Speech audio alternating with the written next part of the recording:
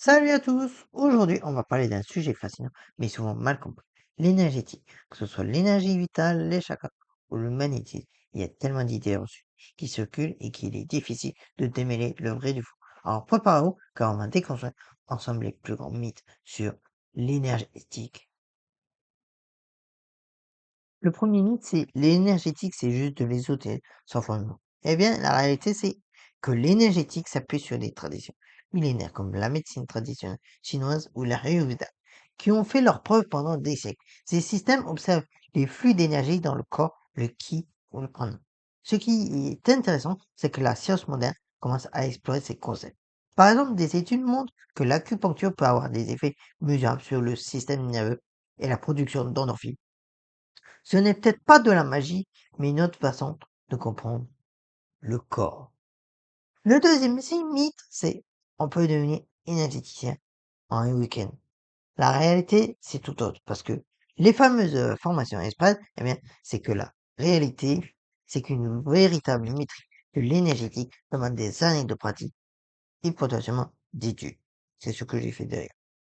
Un bon praticien énergétique doit comprendre l'anatomie et la physiologie, développer une sensibilité et une intuition affinée, pratiquer régulièrement pour maintenir ses compétences et aussi connaître les limites de sa pratique. Un week-end vous donnera peut-être des bases, mais pas l'expertise nécessaire pour accompagner les gens de manière responsable. Le troisième mythe, c'est l'énergétique peut remplacer la médecine conventionnelle. La réalité est tout autre, vous vous en doutez, parce que c'est véritablement l'idée la plus dangereuse. L'énergétique peut être un merveilleux complément à la médecine, mais jamais un remplacement. Si vous avez un challenge de santé sérieux, consultez d'abord un médecin. L'énergétique peut ensuite vous aider à différentes choses, comme gérer le stress et l'anxiété, améliorer votre bien-être général, soutenir votre processus de guérison aussi. Mais elle ne guérit certainement pas le cancer, ne répare pas une jambe cassée et ne remplace pas un traitement médical.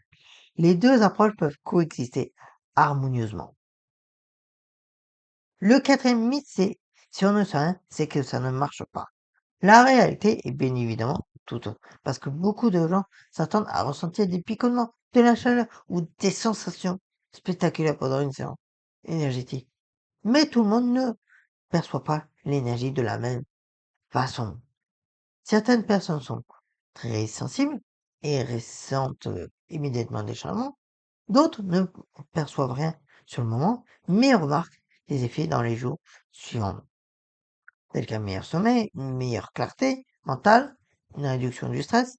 Mais l'absence de sensation immédiate ne signifie pas que rien ne se passe.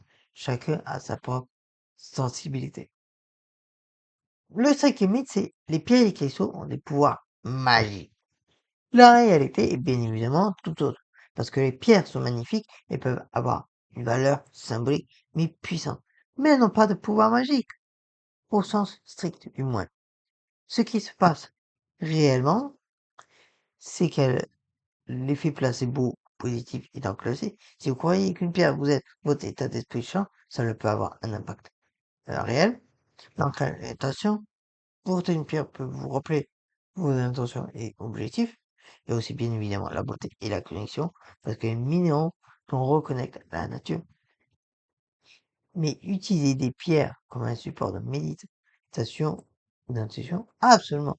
Mais n'oubliez pas que le vrai pouvoir vient de vous, pas de la pierre. Il amplifie juste votre pouvoir. Parce que vous avez tout ce qu'il vous faut en vous. Le sixième mythe, tout le monde peut voir l'aura. Eh bien, la réalité, c'est que l'aura, ce champ énergétique qui entoure le corps, est un concept populaire en énergétique, mais la vérité, c'est que très peu de personnes peuvent réellement le voir, ou du moins de quelque chose de visuel.